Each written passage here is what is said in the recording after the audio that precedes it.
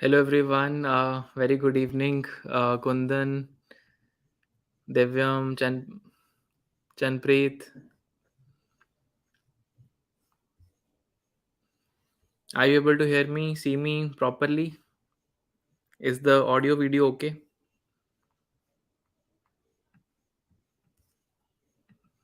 Come on, guys, let me know. Okay, so there might be certain latency issue. Maybe it might take up to 30 seconds for the video to reach you, right? So my response will be bit delayed due to latency, okay? And it generally happens with the live streams. Very good evening. How are you? So we are meeting after a long time, right? Everything okay? That's great. That's great. Yes, we are live, right?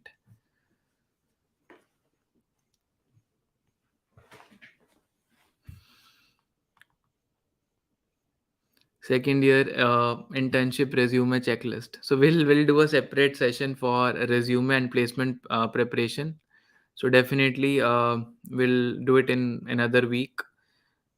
Okay, by my first week we'll do a placement oriented session. So today's session, as you know, it's going to be a small project based session where you will learn how to use your basic programming skills to build a very simple web based game, and you can definitely add on to the functionality as much as you want. Okay, uh when will your basic C++ course? Oh, it's already there, right? It's already there. I think I did not post about the courses that we had launched last 2 months. Okay. Okay. Videos getting lagged.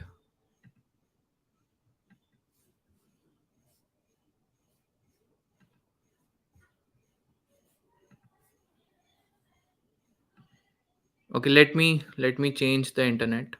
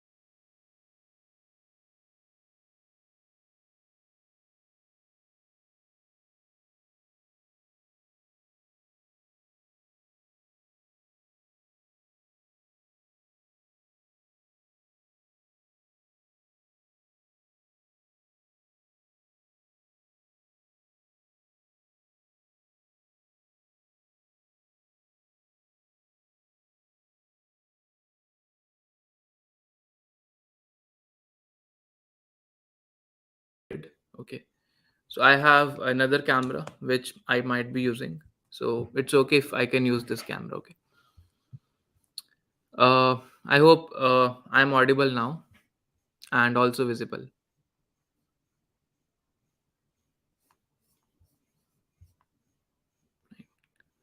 Okay. So one thing I would maybe tell you in the beginning that there is going to be a giveaway at the end of the session. So you have to attend this complete session. And also, one advantage that you can get after attending this session is maybe you will get familiar with um, JavaScript. Okay, it's a programming language if you have not worked with it, and you will build a game.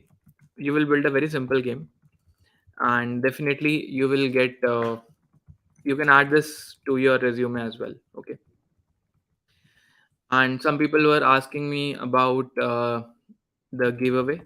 So we are going to give you one course for free. Okay, which course would you want?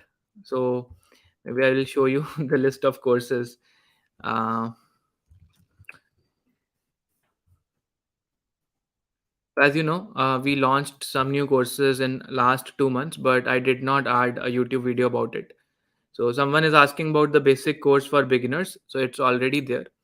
And so today I'm planning to give the DSA course, the data structures and algorithms course, uh, to everyone who is going to attend this session. So that will be the giveaway at the end, and there would be limited number of coupons. Okay, so that you would be getting for today. Okay, DP, I don't have a coupon for DP today, but definitely we'll give you in some other session. Okay.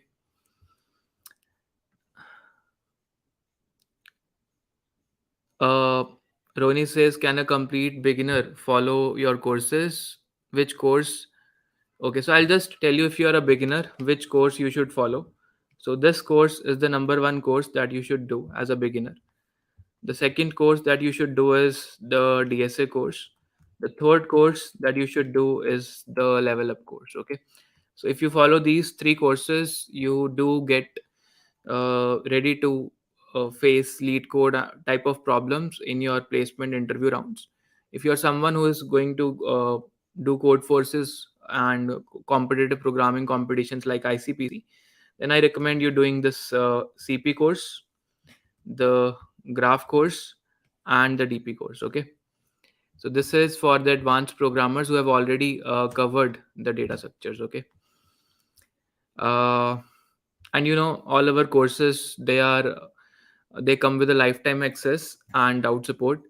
And even if you could not get a course in any of the giveaways, you can buy them at a pizza pricing from our website. Okay, but trust me, all the courses are really good, and they're going to help you a lot. So today's giveaway, you will get the DSA essential course, and I'll give you the 100% off coupons. Okay, for today, right?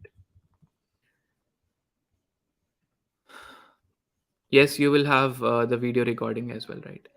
All right, so let me begin with the session. A lot of you are excited to build a game, and there are no prerequisites for C++ Essential. You can start with that course, Roni, directly. Okay, so all the information is there on the website. Just go and scroll through the courses. All right. So how many of you have ever played a game? Raise your hands. With Tell me your favorite game in the comments. Right. So I'm going to introduce you to JS and by building a game. By building a game, right? So I'll give you at the end. I will give you the coupons at the end, right? At the end of the session, right? Okay, Minecraft, Sudoku, Ludo, GTA. No one played PUBG, Call of Duty, GTA 5. Great, great. Uh, Clash of Clans. Okay, so many games you have played with. But today's game is going to be very simple. We won't be building something like GTA or stuff, right? Uh, so what we will be doing is we will introduce you with the basic elements. Okay, कि every game has some collection of objects. Okay, for example, like in most games, if I talk about a Mario like game, okay, so that is even on my website. Have you seen my interactive resume? There are objects. Okay, and what actually happens is there are some user inputs. Okay, and according to the user inputs, these objects, they move or they jump, and there are certain things that are happening to the game logic, right? This is what happens. So there are certain objects on the screen, and you give some user inputs. The objects will perform certain actions, and there might be some objects which are getting controlled according to the game logic. Maybe there are some birds which are flying on the screen, so you don't have the control on the birds. So those birds do not work according to the user input. They work according to the user logic. Now the game logic might say there are some coins, and if you collect a coin, your score increases. Okay, so game is basically an interaction between lot of complex objects. Okay, what happened to your hair?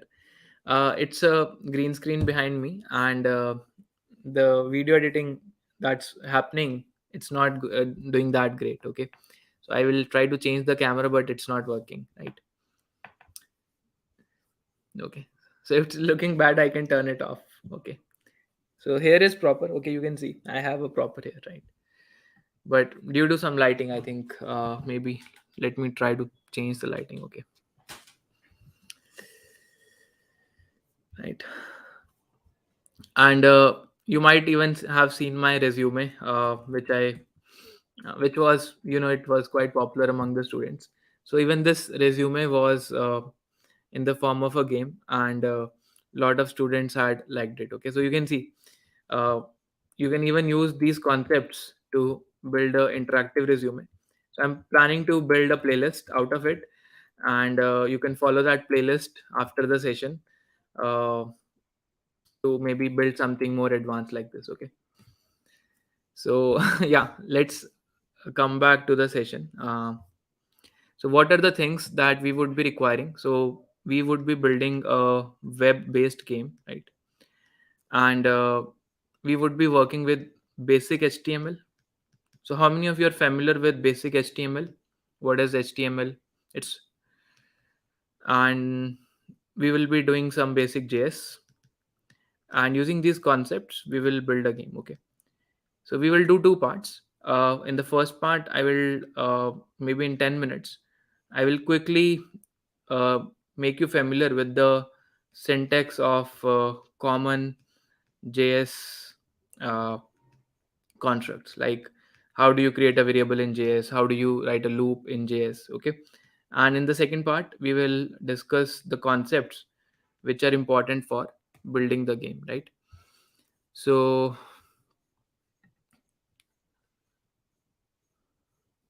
so we will do it, right? uh yeah.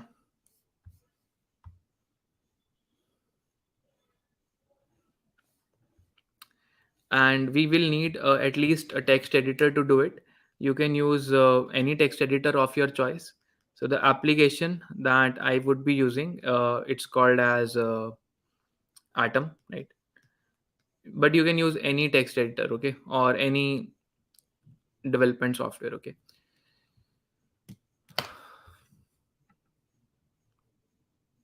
Good evening everyone. Okay, when is your Java course coming? So it will be soon. Okay, maybe around 2 months it might take, but you have to wait for some time. Okay.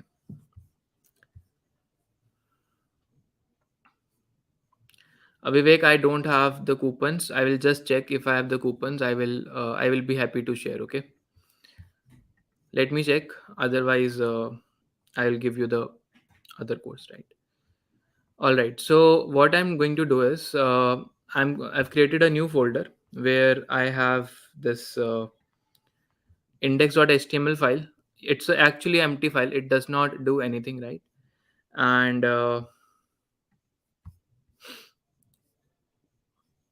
so what we are going to do, we are going to write some basic code, right? So whenever you write a web page, the first tag that you write is a HTML tag. I think you're already familiar little bit with HTML. And what are the other two tags that you put inside HTML? Who will tell me? We are building a web game, so we will first build a HTML page.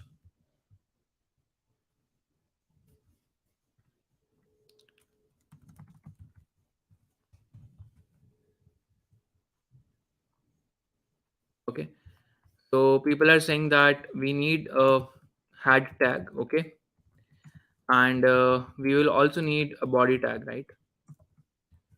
Inside the body, your code for the web page, it gets added into the body, and any metadata, for example, the title of the page. Okay, it might go here. Okay, so maybe I can call it as my web page or something like this. So very simple. And inside the body, the elements that you want to create, they will go here. Okay, so right now I can simply say, okay, welcome to game or something like this. So it's a paragraph tag that I have used. If I show you the demo, right, it just displays the title here, my web page, and here it's written welcome to the game. So right now we don't have a game here, but we'll try to create a game, right? So we are going to do step by step. So basically you might have heard about that when you build web applications, the language that we need is JS, right? So JS is used a lot. So HTML actually gives you the structure of the page. Okay, what are the elements? Then you might have heard about CSS. CSS gives styling to your page. Okay, so right now we are not going to do any styling, so we'll skip this part. And you might have heard about JS. Okay, so JS is a programming language. It actually adds functionality to our web page. Okay, it adds functionality to our web page. Okay, so if I want to include uh, JavaScript on my HTML page, okay, then I need to include uh, the JS file. So that can be included using a script tag. Okay, either you create a new file or you put all your code inside the script tag. So ideally we should create a new file, but just to keep things simple, I'm just going to create a script tag. Okay, and I will put all the functionality related logic inside it. Okay, okay, so first we will understand the basics of JS in 10 minutes. Then I will show you how you are going to build the game, right? Or what are the things that we are going to build in the game. So just hold on for a while. Okay, so now few things that you do in every programming language. Okay, uh, let's quickly recap programming fundamentals. What you do in a any given programming language. So you create variables, right? You have statements like branching. You do if else. You work with loops. You work with functions. Okay, you work with data structures like arrays. You also work with classes and objects. Okay, we would be needing these knowledge of these fundamental concepts to build our game. So is it okay if I use English, or everyone is comfortable with Hindi? So if you want me to speak in Hindi, we can do this session in Hindi as well, right? So just let me know if someone is not comfortable with Hindi, then you can let me know. Otherwise, I'll keep in English only, right? So let us learn the JavaScript basics. Okay, through a short 10-minute walkthrough. Okay, so we have people who want me to speak in English. So I'll continue with English. Okay, so the first thing is, how do we create variables? So one way to create variable is we use a keyword called var followed by the variable name. Let's say I want to create a variable and it holds a value that is 10. Okay, so now what it will do, in the memory of the browser, it will create a variable that is actually 10, right? So how do I check that where is this variable created? So right now I have not printed this variable. So I go and do a right click, right?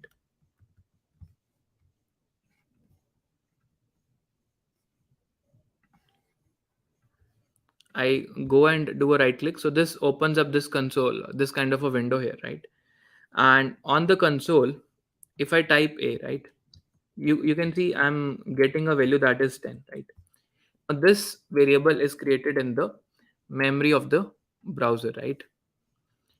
And you can create as many variables as you want, but right now I'm just creating one variable. Or you can say where name this is equal to Prateek, so it creates a string kind of a variable, right? So if I say, okay, what is the name, uh, I need to reload the page, right? mm, it's not live preview, so you can see the name is Prateek, right? So that means we are able to create variables in the memory of the browser. So can you think where we might require variables? What could be the use case of a variable? Anyone can think of?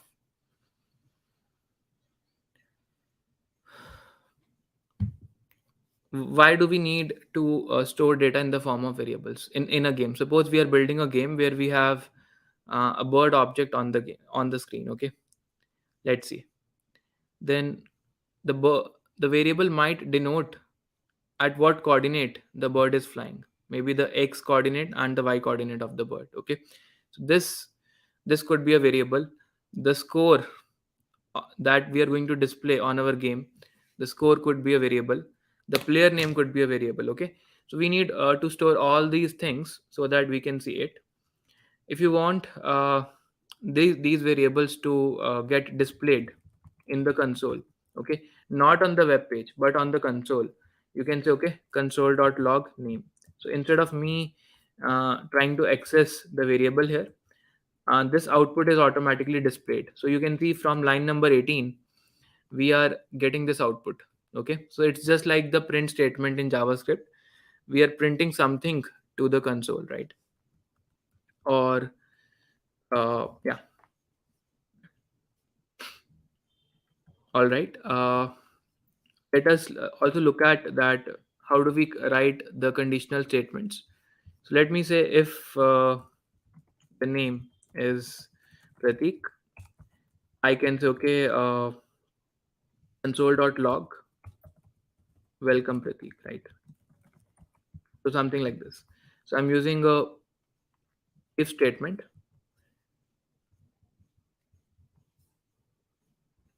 It is as simple as using any other programming language. So if I go and rerun the code, so I get okay, welcome Pratik. That means my conditional statement got executed. Or I can say if your score is equal to 10, let's say, maybe score is a variable, or if the score is, let's say, equal to 10, maybe you scored a 10, something like this. Okay, or else you can say maybe keep playing, something like this.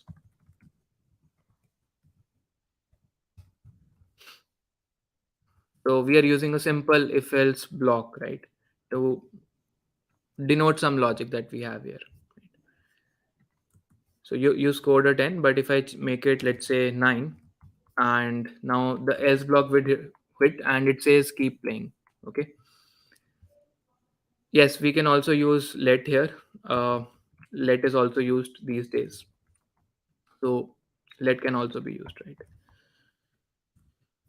The next thing that we will talk about is, so we have seen how to create variables, how to write if else, how to write a loop. Okay, so maybe let me create a data structure. Let me create an array, and we will try to loop on the array, right? Maybe let me say I have let's say we have an array which is a list of numbers, and I want to iterate over this array, right? So what I can do, I can say uh, for, let's say I want to push some numbers in this array. So firstly, let's see that this array is an object and it has certain methods associated with it. So I created an array object in the memory. So if I type arr, you see this is the array. Okay, it has element 10 at index 0, element 20 at index 1, and so on. So if I say okay, array dot, so you can see there is a push function. So if I say I want to push 7, that will alter the state of the array. So now you have more elements. Okay, you have more elements in the array. Can you think of a use case where you might be pushing something in the array? Okay, so let's suppose there is a player and the player is going to collect coins.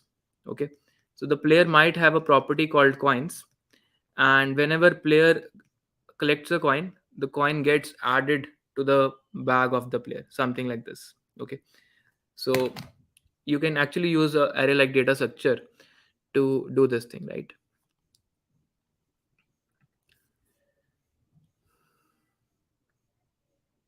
Okay, a to-do list, yes, a to-do list, you keep on adding functionality. You can you keep on adding items into your to-do list. So that can be internally implemented as a array. Great, great. Player lives, yes, that could be an array. Now suppose player had few lives. Let's say player had some lives. Let's say um, 111. Okay, then you, if the player gets killed, so you pop one of these lives, something like that. It can be done, right? So let's see how we can use a for loop. So maybe it's very simple. You can say for let I equal to 0, I less than, let's say, 4, I plus plus. I can say error dot push. I want to push something. Let's say every time I want to push a coin inside the array. So this loop will run 4 times and it will push a coin inside the array. So now if I see what is the state of the array, now the array has uh, 4 integers and it also has 4 coins inside it. Okay, so the arrays in JavaScript, they are actually heterogeneous, right? That means they can store different types of objects. Okay, they can store different type of objects. So we have seen an example of a loop, right? Let us also see an example of a function. Okay. Let's say I want to create a function which simply prints something. So I can create a function like this. I can say function fun, and here I can say console.log having fun.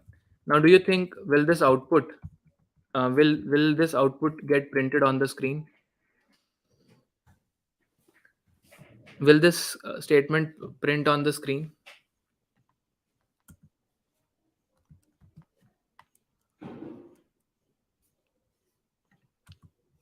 The answer is no, right? Because we have not called the function. So if you want to call the function, so either you can call it from here. So if you call a function, only then you see something here, right? So it says having fun. Okay. Otherwise, this output will not get printed on the screen. So if I call this function from here, only in this case you will see if I reload the page, having fun gets printed because we are making a function call. So this thing is known as a function call. So function is just a block of code which executes when the function is called. Okay, so we are making a function call, and function can return something. Maybe it returns a number 5. Okay, so function can have a return value. So if you run this, if you call the function, you see there is a return value here, which is the value that is returned by the function. So this value is actually going to be 5, right? Okay, what else we want to talk in the basics? So we have seen variables, if else, loops, functions, data structures. So the last thing that I will teach you is how to create an object in JavaScript.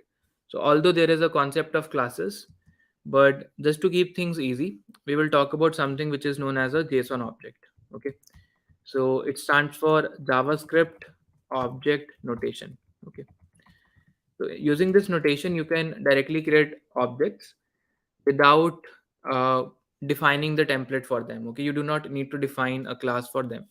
Now suppose you want to create a bird for your game.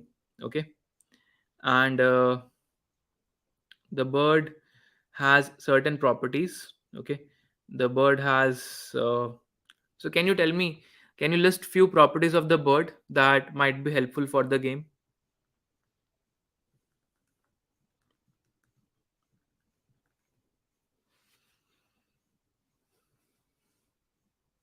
Can you think of few properties? So what are objects?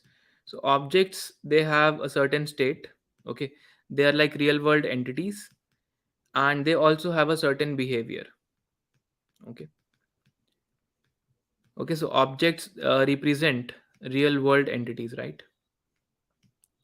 Okay, now people are telling me few properties. So few properties could be, it might be the location, at what location the bird is flying in the game. Okay, the coordinates x and y. It might be the speed, at what speed the bird is flying. Yes, it might be the color, what color does this bird have. Okay, and there can be certain behavior as well. So the bird can fly, So fly would be a behavior. Okay. uh, the bird might rotate at a certain angle. Okay, you want this bird to rotate by a certain angle, something like in the Angry Birds game. Yes. So those things would be behavior. Okay, maybe the direction, yes, in which direction the bird is flying, right? So all these things, if we want to put inside a single variable, we will create something called as a object, right? We'll create something called as a object. So we can say, okay, I want to create a bird. So let me say, let there is a bird. So using these curly brackets, you actually define an object. Okay, and inside this you have the properties. Let's say there is a x coordinate which is 10. There is a y coordinate, let's say, which is 20. Okay, and there might be the color of the bird, which is, let's say, blue. Bird might have a certain angle. Let's say the angle is 20 degree, right? The bird might have a certain behavior like fly. So fly is a function. Okay. So fly is a function of the bird, and maybe you can say console.log bird is flying. Okay. Right now there are no visual elements, so you have to assume that it represents, it stores the state of the bird, and it also stores the behavior of the bird. Okay. So now if I go here, we don't see a bird, but the bird object is there in the memory. So if I type bird, I do see the bird object. It has a x coordinate, a y coordinate, a color property, a angle property, and fly. Fly is actually a function. Okay, and you can see it is a type of a object. So we created an object bird without defining a bird class. It's directly a kind of a object. Okay, and suppose I want this bird to fly, so I can call this function bird dot fly, and I get the output. Okay, the bird is flying, right? So if all of this is clear, you're ready to build our first game, and we would be using these basics to build a real game with a UI as well. Okay, so all set. Is everyone ready? And any doubts till now, please let me know.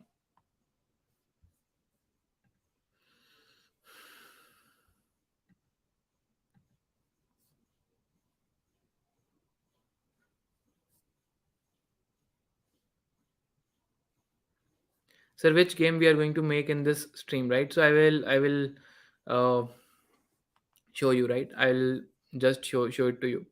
So what we will do is we will build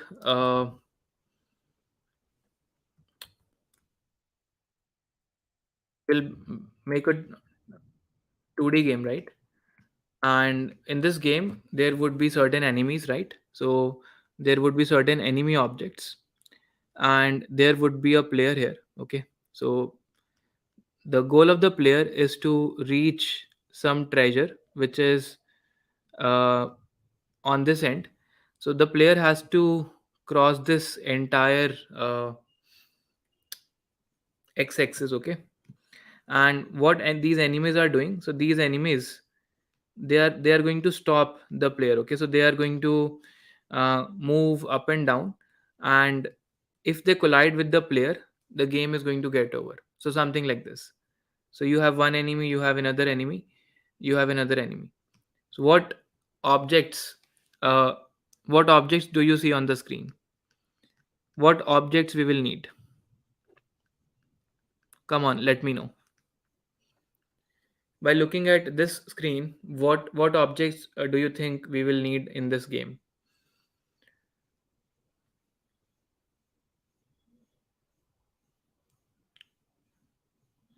Okay, so treasure is one object. Great. Player is one object. Okay, great. And angry birds. Okay, enemies. So I will start with one enemy object, but later on you can create an array of enemies. Okay, so creating array of enemies, this part will be your homework. I will code the functionality for one enemy, but you will do it for a list of enemies. Okay, because every object is of the same type, right? So you can create array of enemies, right? So right now I'll just keep it simple. I'll create three objects: one enemy, one player, and one treasure, right? And first of all, whenever we build a game, right, you need to analyze something.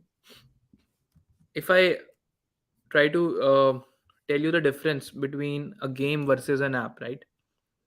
You have a game versus something like an app, maybe a shopping app. Okay. So what you will see on shopping app, like things are static. The UI changes only when you press a button. That means a regular app has less animations, right? But in a game, the UI is more dynamic. The UI changes more frequently as per the game logic, right?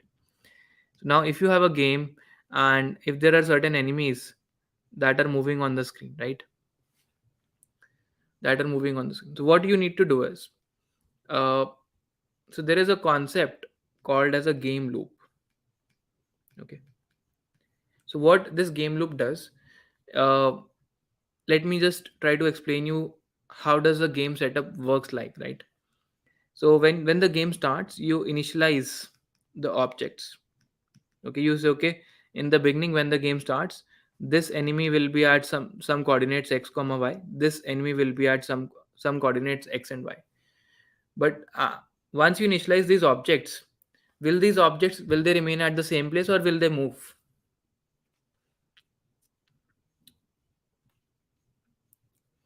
Okay, so they are going to move, right? So you need to update the coordinates of these objects, right? Now suppose this y coordinate was 10. So in programming, this coordinate is positive x and this coordinate was positive y. Now what may happen is you might want this to go down and you want to update this y coordinate. You want to say okay, you should come 2 pixels downwards, so this object might get drawn here. So what you need to do, you need to draw this again. Okay, so you have to update an object, you have to draw it again, you have to update it. So this will go inside a loop, right? So repeatedly and until the game is not over. So for any object, what you will do, you will update the coordinates of it, you will draw it, you will update the coordinates, you will again draw it, so that it gives you animation like feel. Are you getting this concept? So when I say update y equal to y plus 2, right, then I need to do something like draw the enemy at the new coordinate, let's say x comma y. Okay, so there is some update function which is updating the coordinates of the enemy. Then there is some function that is draw, and if we keep on doing this according to the game logic, so I will see a kind of animation will be created on the screen, right? Okay, yes or no, right? So this is something that we are going to do, right?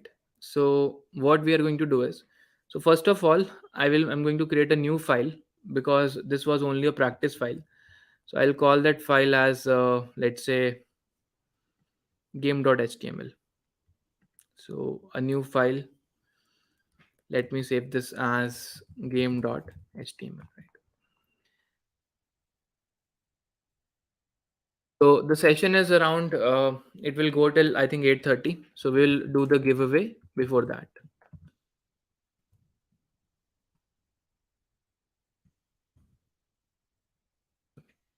So we again have a head, we have a body, right?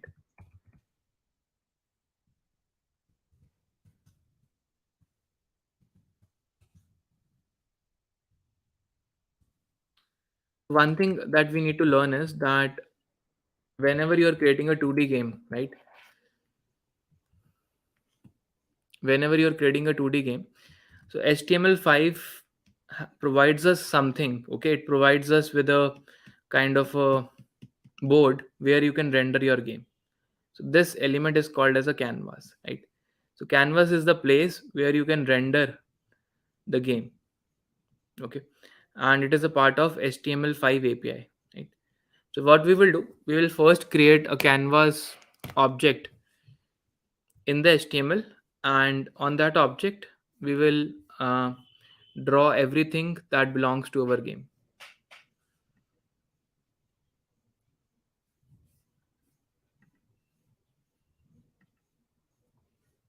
Okay, so let's try to create a canvas. Okay, So I say, okay, I want a canvas element, and this has certain properties, like it has certain id. I call this id to be my canvas, and it has certain width, let's say 500 pixels, and it has certain height, which is, let's say, 400 pixels. Now this canvas tag creates the screen where you can render your game. Okay, and suppose I want to give some border to it, so I can select the canvas here, and I will specify the css inside the style tag. So giving little bit of styling so that you actually see where is this canvas is, right? So I say we have some color, let's say border, that is 5 pixel solid orange. So if I go and see, okay, I don't see a canvas here because we are using the wrong file. So I have to open game.html. Now you see, so this is what the canvas element is. Okay, if I go here, you see this is the canvas element that has been created.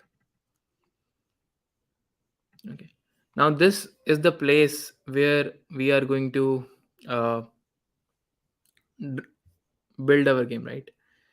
So first of all, I will start with the enemy object. Okay, so here inside the script tag, so now we are going to start with the js part of it. uh, that was the only thing that we needed to do in inside the html. We only created a base where we can render our game, right? Everything else will happen in the script part. Okay, so first of all, you think of enemy as an object, so let's just keep it very simple. Let's say we have a simple square, and I want to draw this. Okay, I want to draw this enemy, right? So what I will say, let me say there is a box kind of a object, so I can say let box.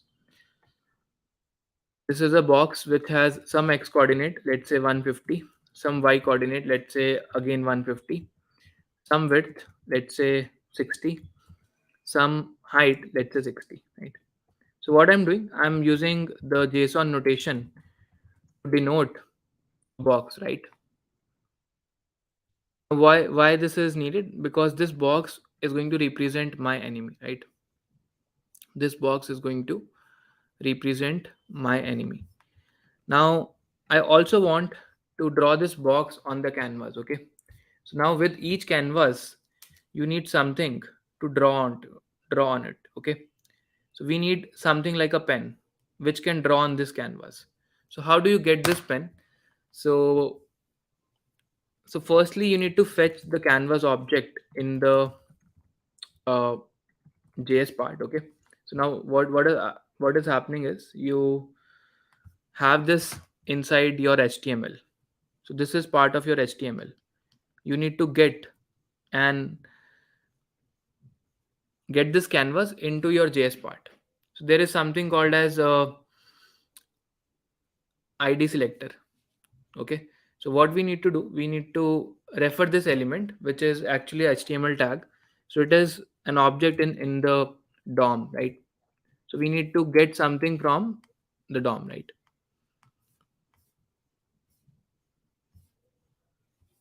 So let's see how we can do it. So I can say let canvas, this is equal to document dot get element by id, and I specify, okay, the id is my canvas, and let me say console.log canvas. What I'm trying to do is I'm referring this object through javascript, and I'm trying to get it, right? So if I go and run this code in the console, you see this canvas is getting printed. So this is the object that we have fetched from html into js. Okay, and you can fetch any object using this function document.getElement by id or document.getElement by class name. So there are similar functions which do the same work. Okay, and we need to create a pen which will draw on this canvas. Okay, so I have to say canvas dot get context.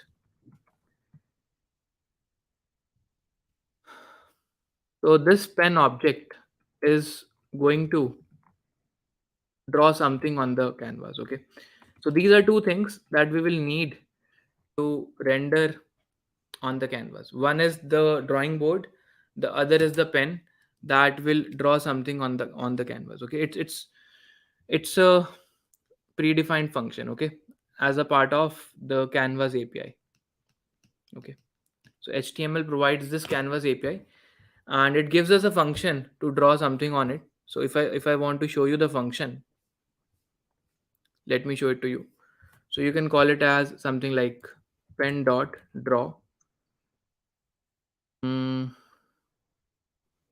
I think pen dot, if you want to draw a rectangle, right?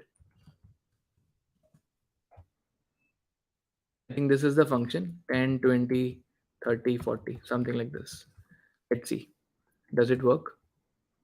Draw rectangle is not a function. So let us look at the documentation what the function is. HTML5 canvas API rectangle function.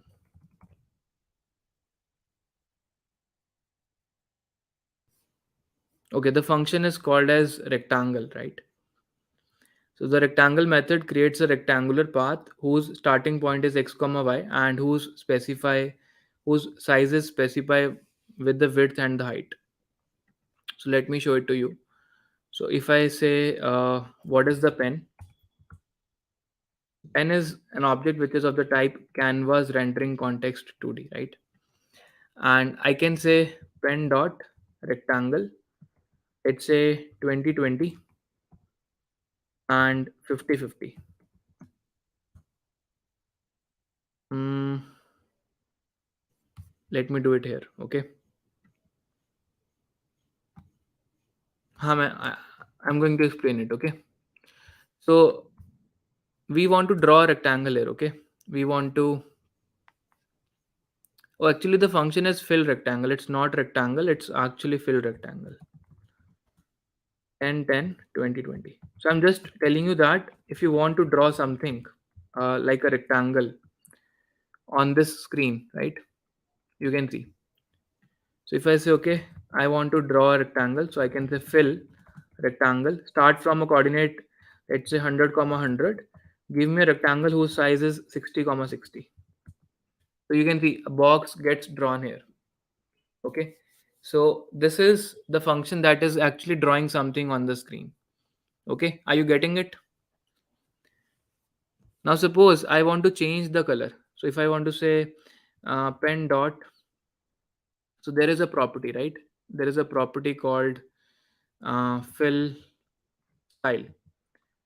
Now this property, you can see it is actually a string. It denotes the color. So if I say, okay, pen dot fill style, this is equal to red. So what happens? This actually makes the pen of the red color. And you can again, uh,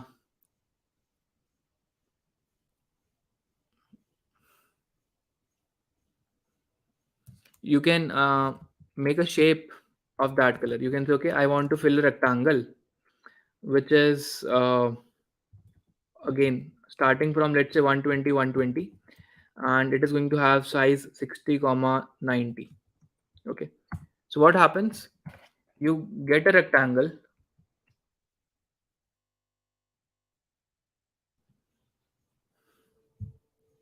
and this width is 60 pixels and this width is 90 pixels. So are you getting this concept of drawing on the canvas? Okay, now suppose if I draw it repeatedly, if I draw a rectangle repeatedly, do you think I will get this motion of enemy moving? Yes or no? If I clear the previous one, draw a new rectangle again, so I'll get this animation of box moving up and down, right? So what I will do is, so first of all, we do have certain objects created, but right now from here we want to uh, we want to define some functions which will help us to run our game continuously. Okay, so one function would be to draw something. Okay, one function would be to update something, And if I say I want to call these functions repeatedly, so what I will do, I will create another function which will say, okay, the function is going to render my game. So in that render function, so first of all, I will draw with whatever information I have and I will update, right? So maybe you can say console.log uh, draw, update, console.log draw and update. Okay. So I'm going to update something, right? And here, if I call the render function once, so do you think will it run repeatedly or will it run only once? What do you think? Will it run repeatedly or will it run only once?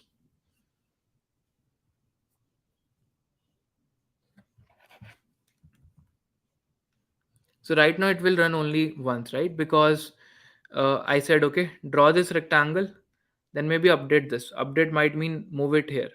Draw it again, update it. Draw it again, update it. Okay. So update means change the coordinates, change the y coordinate. Okay. So right now it will run only once. But if I want this to run repeatedly, right? So one way you might think is let me call this function again, right? So this would actually become a case of infinite recursion, right? And the recursion calls, they happen very fast. Okay, that means they will put a lot of CPU overhead, and in 1 second you will end up making, let's say, 10 power 8 function calls. Okay, but we do not need these number of function calls, right? So when you generally play a game, you might have seen that the game has a frame rate of 60 frames per second, 60 fps. What does it mean? That your game screen changes 60 times in 1 second.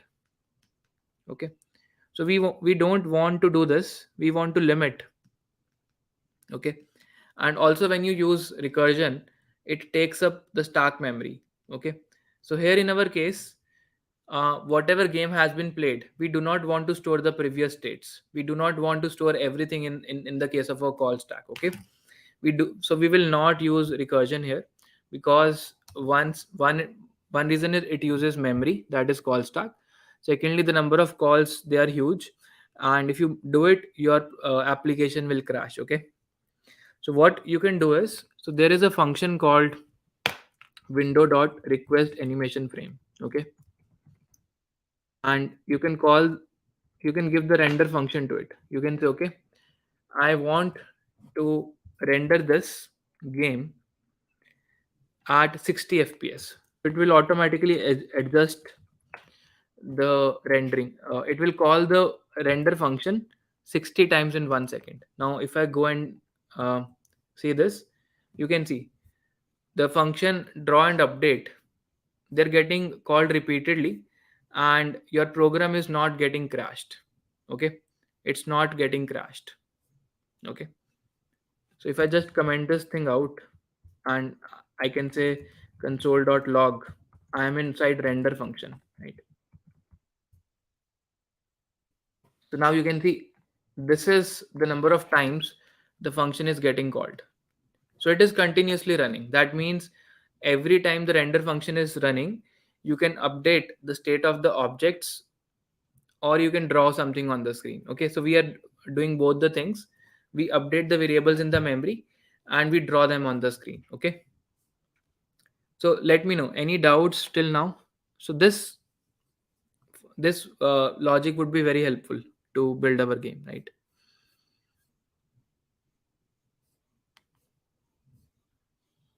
Now what is the thing that I want to draw, right? What is the thing that I want to draw and update?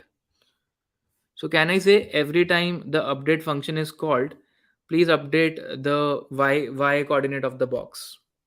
Okay, so let me first draw the box. So can I say pen dot fill rectangle xy? So the x coordinate is now box dot x, the y coordinate is box dot y, box dot w, box dot h.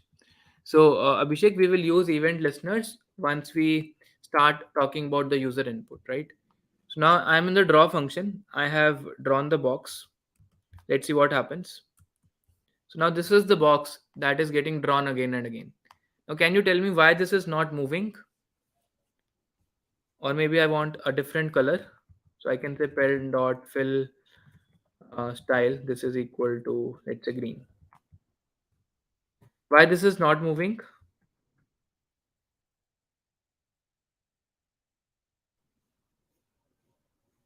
Come on, any guesses?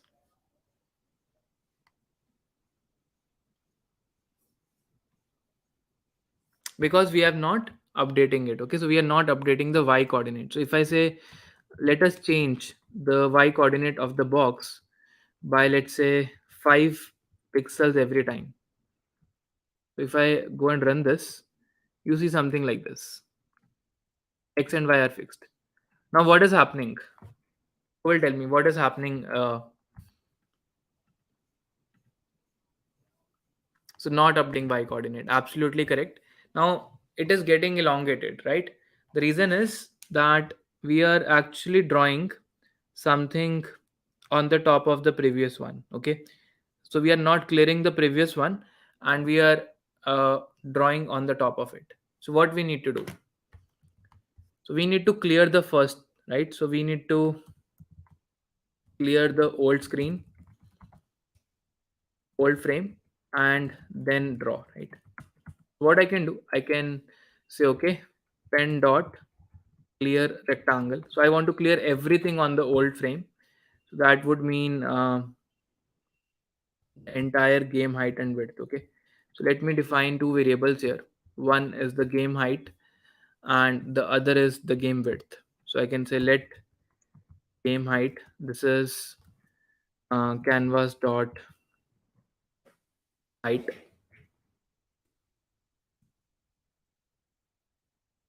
and let game width. This is equal to canvas dot width. Now I want to clear everything, right? So I will say, okay, in the draw function, let us first clear everything, and only then we are going to draw. Right? Now you see there is a box which is now moving down, right? Now how do we make this box come back? How we should make this box come back? Can we check for a collision? Can we check that, okay, if the box is somewhere here, if the box reaches this coordinate, right, that means this is touching. So this is the x coordinate, this is the y coordinate, this is the game y, the game height.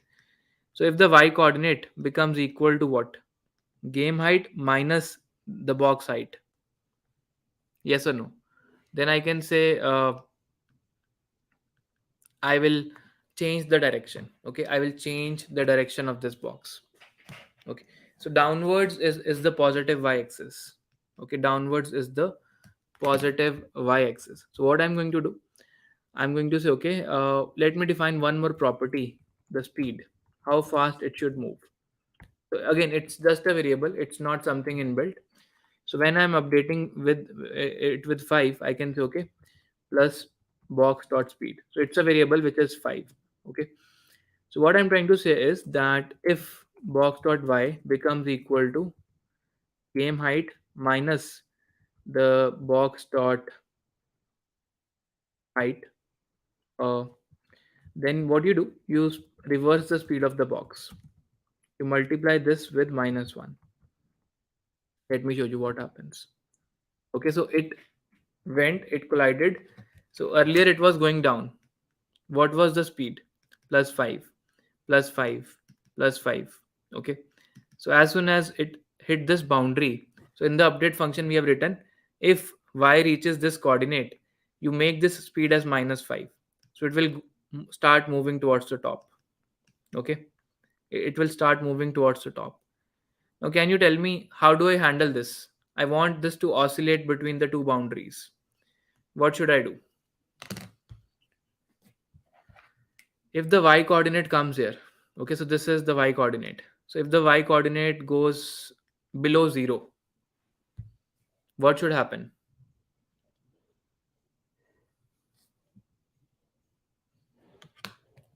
Come on, tell me.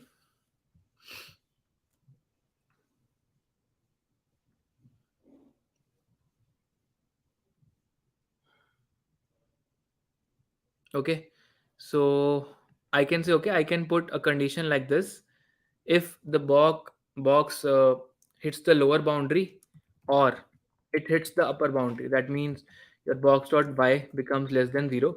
Again, reverse the speed of the box. If the speed was -5, make it as +5. If it was +5, make it as -5. So now if I go and run this, you will see it will now oscillate between the two boundaries, right? Yes, again make it +5. So I have put a or condition. We are using the logical operators. Okay, we are using the logical operators. Great, great, great. Okay, so are you getting the feeling of creating an enemy? So we have created one enemy object. Now similarly, we can create another object. We can call that as player. You can say, okay, we also need a player in the game. Let me just call this as enemy. So instead of using box, I can use enemy, right? Enemy, enemy, enemy. Okay. Now you might be interested that if, okay, before one thing, box co, I'm just renaming this box as enemy, right?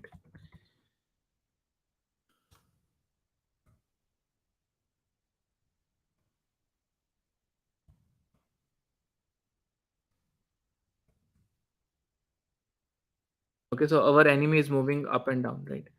Now you might be interested in giving some image to the enemy. So I have created a folder where I have certain images, right? So maybe you want to use one of these images. Let's say I want to use this image, right?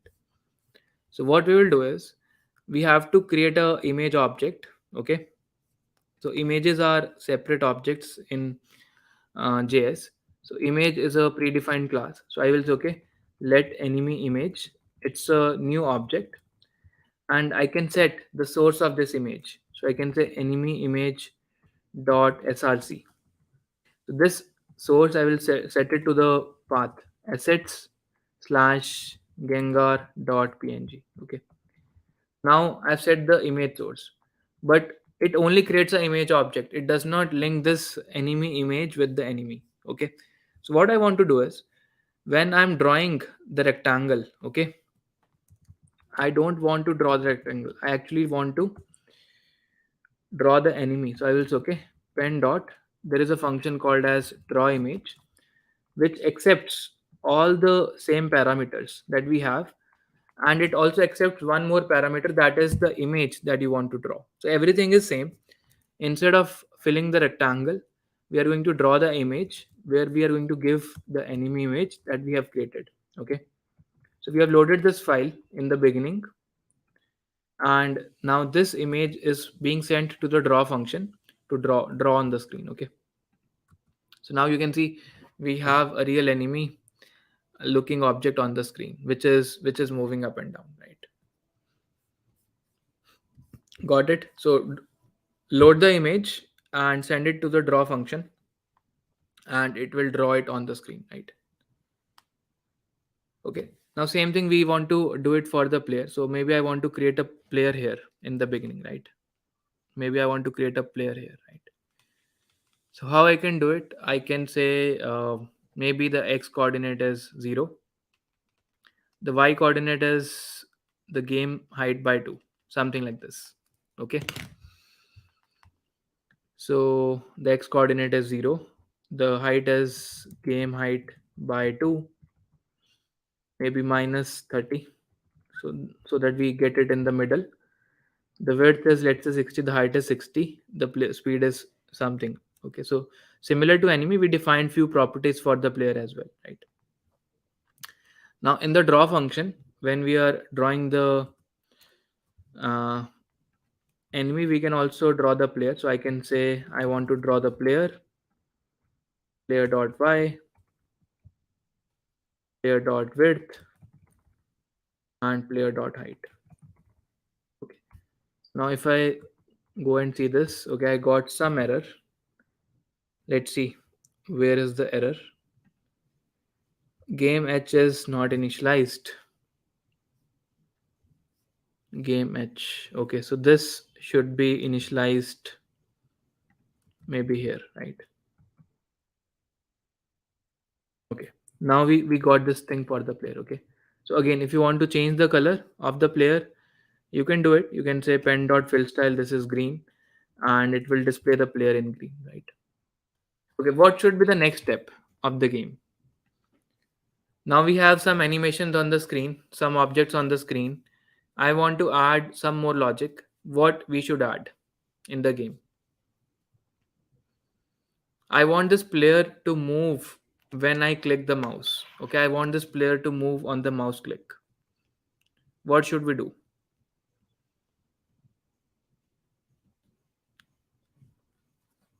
Okay, so we need to add something which is called as a event listener. Okay, so event listener is kind of a listener that will listen for the input. Okay, it will listen for the user input, and as soon as you get user input, you can make a function call to do something.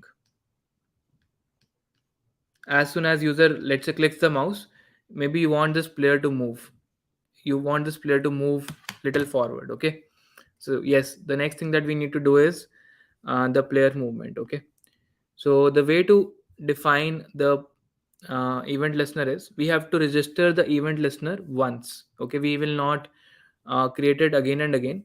Once it is created, so everything that is above this code, it is execute, it's created only once. Okay, so I want to register event listener on the canvas. Okay, like on the canvas, because the canvas is the gaming area. If someone clicks outside the canvas, the game should not get affected. So I will say, okay, canvas dot add event listener. What type of event? The event is mouse down.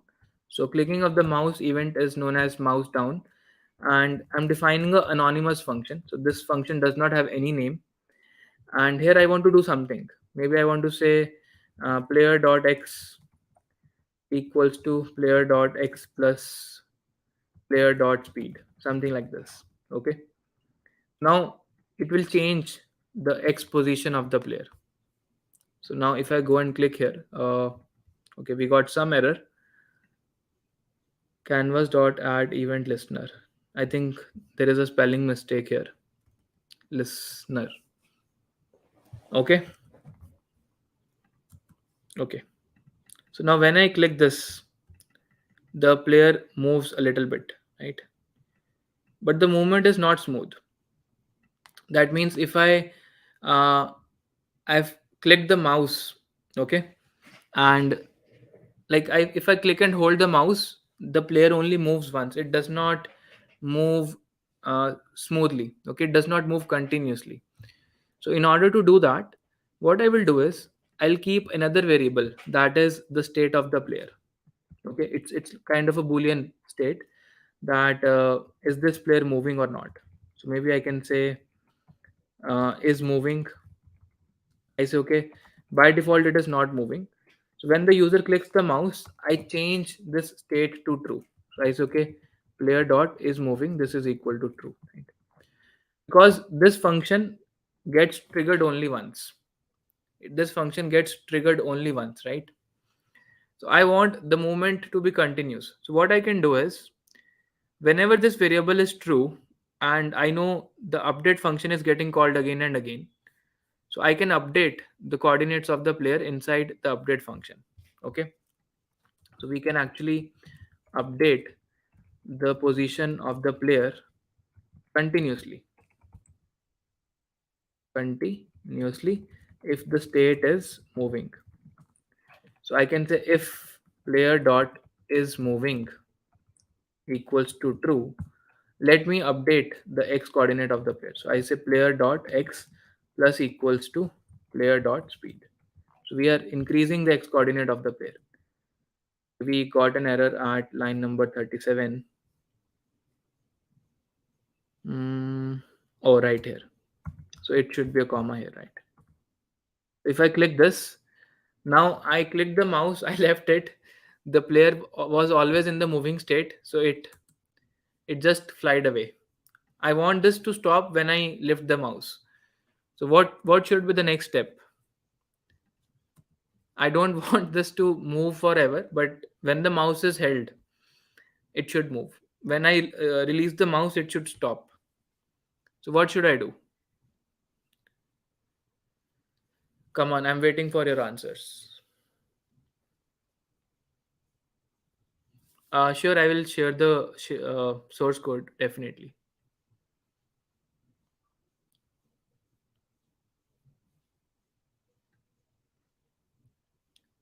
Come on, guys, let me know. So the thing is, I should change this player to fall is moving to false as well, right?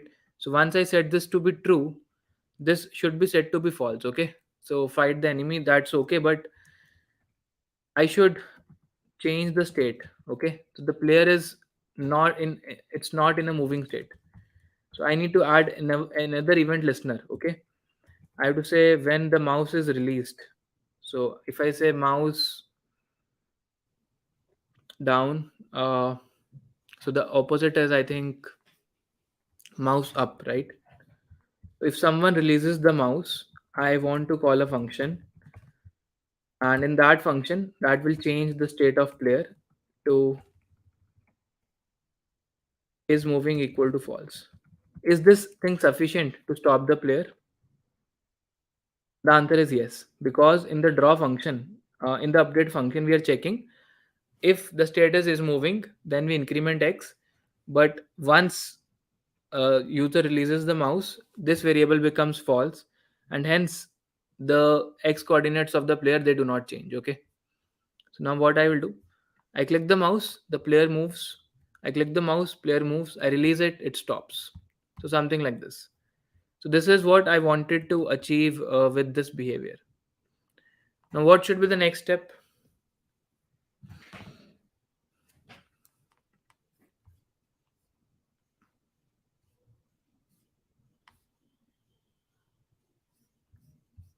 Okay, maybe one thing we can do is we can also create a image for the player. I can say player image, that is new image, uh, player image dot src. This is equal to assets slash add boundaries rectangle change to player. Okay, assets slash something, maybe uh, okay, maybe this image for the player, right?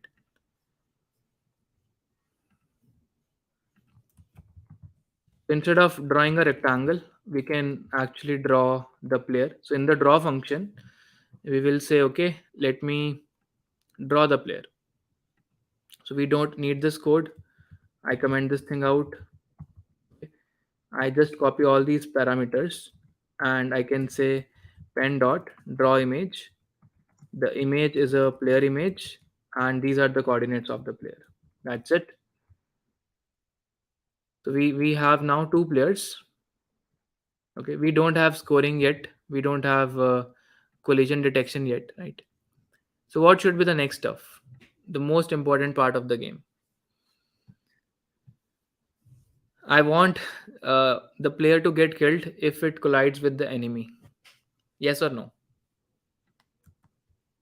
That means we now want to do the collision handling stuff.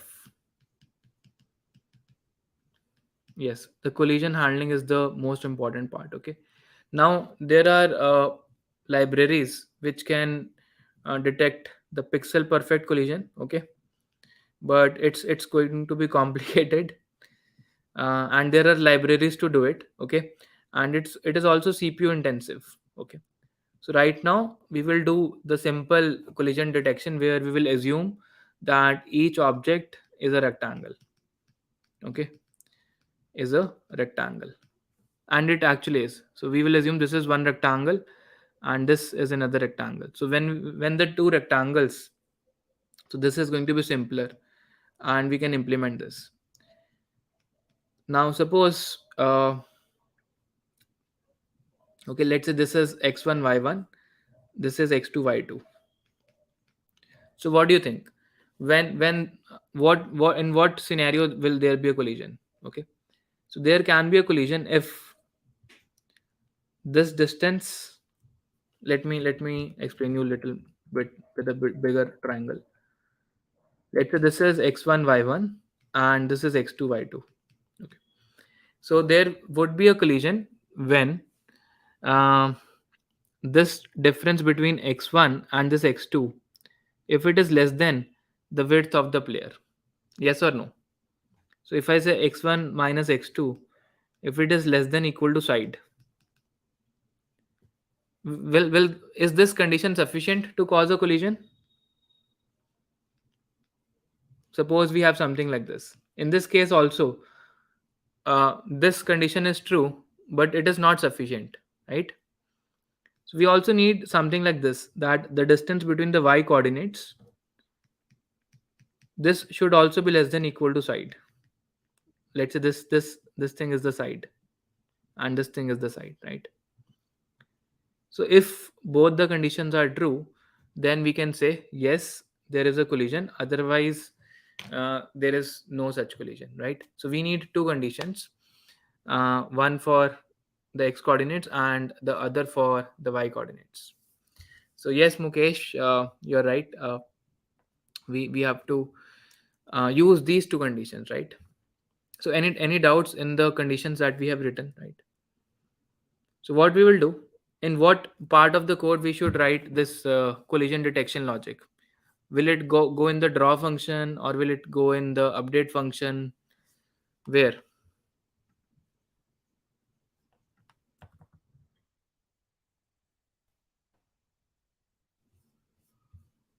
Okay, so maybe I can create a helper method and I will call it from the update function. So we can check for collisions and maybe there is a helper method function is colliding. So yes, Abhishek, you're right.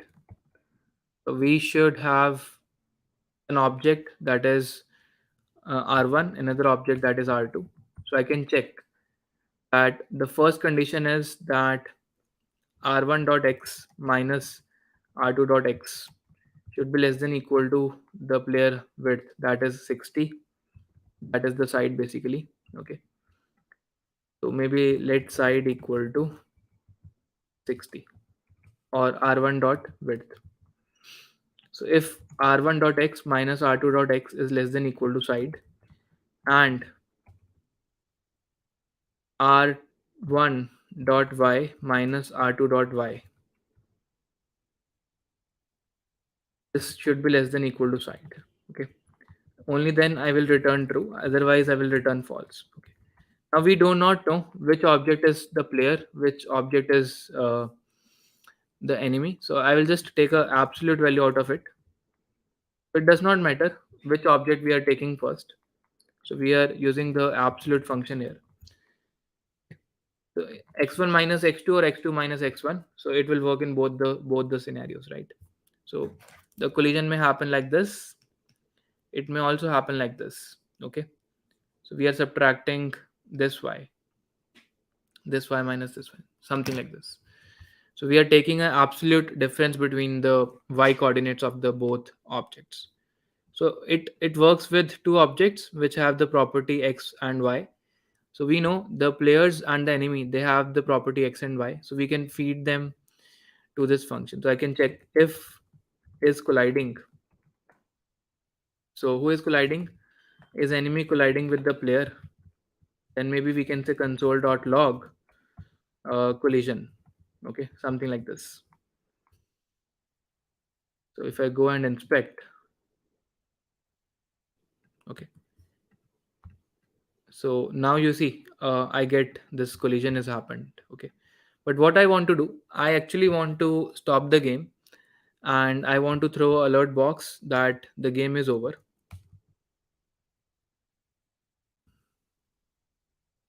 Something like a pop-up. Okay, and let's create a variable which will also stop the render function. So if I don't do this, the render function will still work.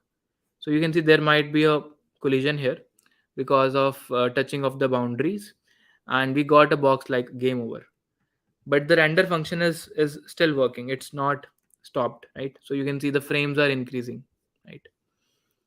So now what I want to do is, I also want to stop this random, uh, so what I will do is I will repeatedly call the render function if the game is not over. So I can say if game is not over, if the game is not over, only then you should uh, call this function to generate the next frame, right? So let's create a variable called game over, which is initially false. It's a boolean variable, but as soon as you collide, okay, as soon as you collide, you can say that game over, this is going to be true.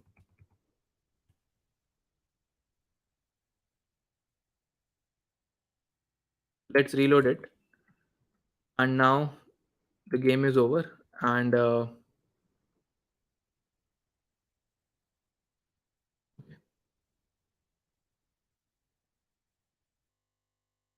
so I maybe cross this enemy, and maybe suppose I cross this boundary, I want to throw a pop-up that okay, you won. So maybe you can check if player dot x, it becomes greater than game width minus player dot width, then you can say okay, alert, you won the game.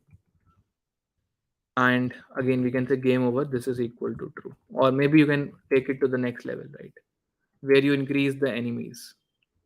Game over, okay, let's, oh, I got killed.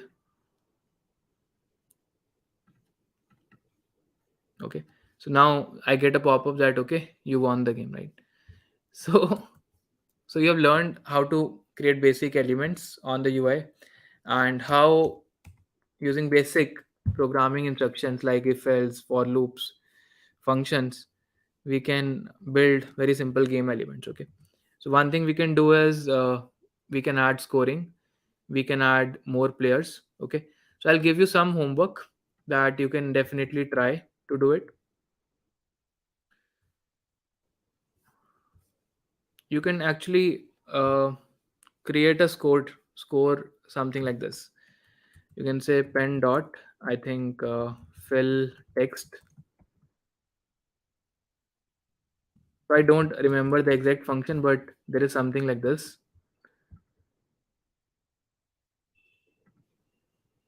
uh, some function. Okay, so you give the coordinates and you get the text box.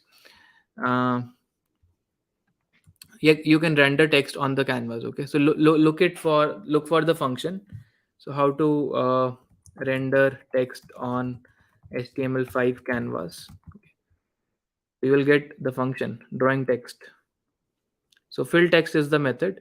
So there is a method like this. Okay, so we can use this method fill text, and I can say okay, pen dot fill text. I want to give some score. The score will be equal to the coordinate of the player. Let's see. So now you get score 0, but as soon as you change, uh, as soon as the player moves, your score also gets incremented. Okay, like this. Now you can add styling, you can change the size, whatever you want to do, you can do it here. Okay, so right now I'm just keeping the x coordinate of the player as the score, but uh, you can add more complicated logic for scoring. You can beautify the score. Okay, you can change colors. So I think there is some property called pen dot fill style. Here you can specify, I think, font and the colors, maybe fill style. Okay, now you get a score in red. So you're getting some score here, right? Maybe some space, then you get some score like this. Okay, you can even put a background behind this. So maybe I want to put this background image. So either you can render it in the JavaScript. You can say in the draw function itself, you can draw an image, or you can set the background in the CSS as well. You can say background. This is URL assets slash background dot png, something like this. Okay, think background image or something.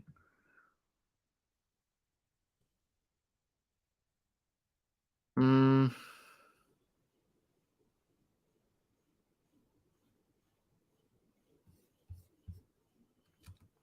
I think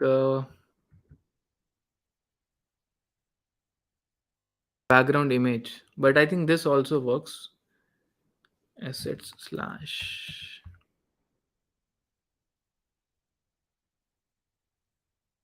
Oh, it's a JPG file. So, okay, so you got some nice background in the game, and if you want the entire image to show up, you can say background. I think size. It should cover the entire canvas, something like this. Now again, you have this kind of a game, right? So that was all. Very basics of making a very simple game from scratch. So the idea of the webinar was to teach you the programming fundamentals only.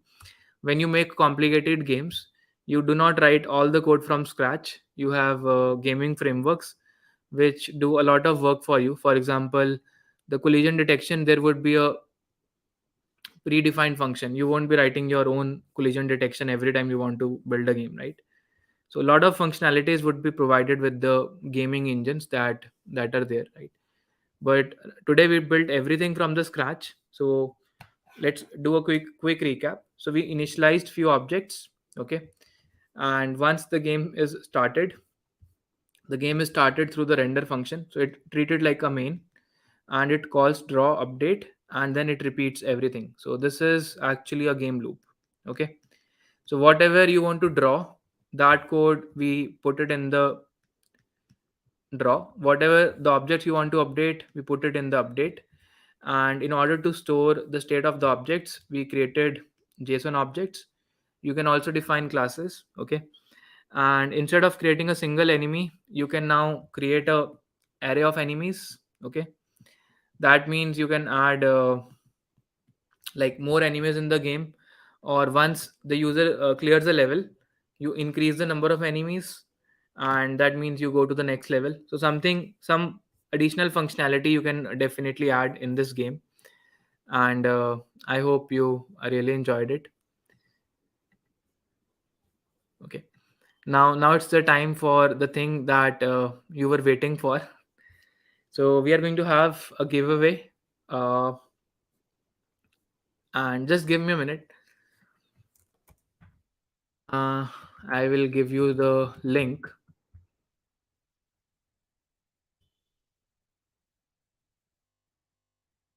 So recently we launched two new courses. One was C++ programming for beginners. So there is also a free course, Coding Essentials, which is more on flowcharts and pseudocode. Anyone can do this course, it's totally free. But I have included this course in the beginners course as well, okay. And today I'm going to give you one of my favorite courses, and I hope you will learn a lot from these courses. So just hold on for a minute, I'm looking for the coupon, right?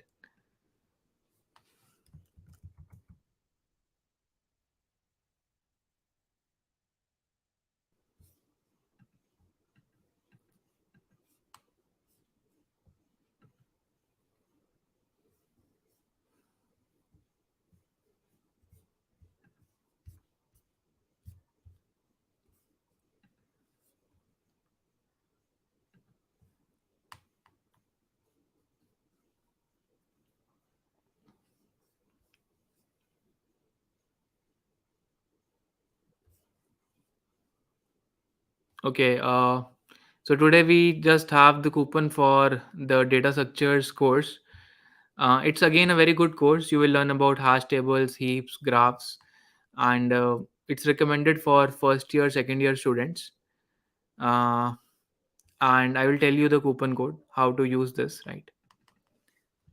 I'm just going to paste the link in the chat. Okay. So do not share it with outside people. Only the people who are attending this webinar should join this using those codes. Okay, so the coupon code is DSA gift, and you will get this course for free. Okay, and every time, remember, every time you are going to buy a course, so please do it through the Coding Minutes website only. uh, the reason is we offer the minimum prices, and secondly, if you buy through us, we get somewhat more revenue from Udemy.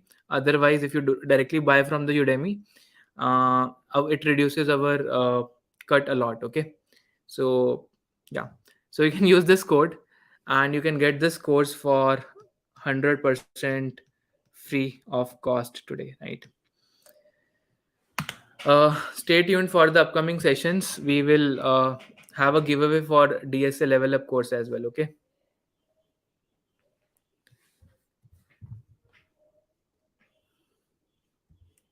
Okay. And there is a feedback form which you can also fill. I'm going to share the link with you.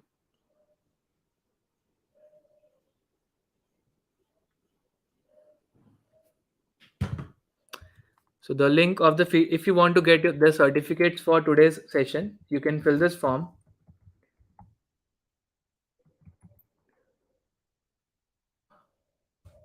Game dev 2 to April. So there is. So if you signed up for this session, I will notify you for the upcoming sessions. So bit.ly dot slash game dev 22 April. You can fill up this form and we will ship your certificates to you. Okay.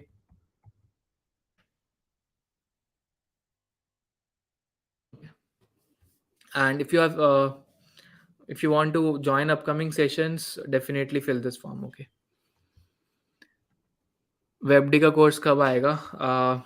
So it will take some time, not coming soon. Okay, so right now the next course that we would be bringing, this would be the machine learning course, and this course would be coming up in the May. Okay, and for DSA track we have already finished all the courses, so you can learn each and everything DSA interview prep competitive through these courses. Okay.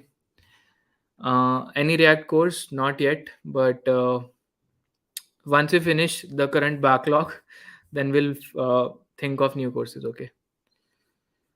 Sure, sure. So stay tuned. I hope you really liked today's session, right? Uh, we'll also plan a AMA session where you can ask me any kind of questions. The placement season is also coming, so we'll do a AMA session very soon in first week of May. Okay. Can you give me C++ essential course because I got DSA? Let me see if I have the coupon for it. I can give it to you.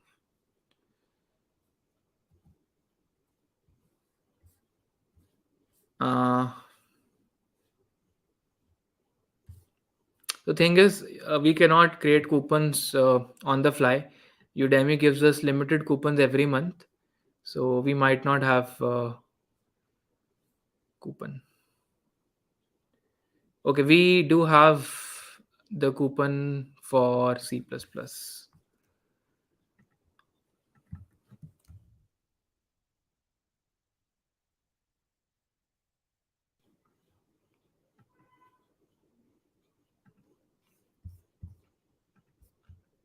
So if you want to join this course, the coupon is CPP gift, and you can join this course. Okay. नहीं DP का नहीं है अभी. I don't have DP coupons, but stay tuned. uh, you can get this course as well. Okay. Okay.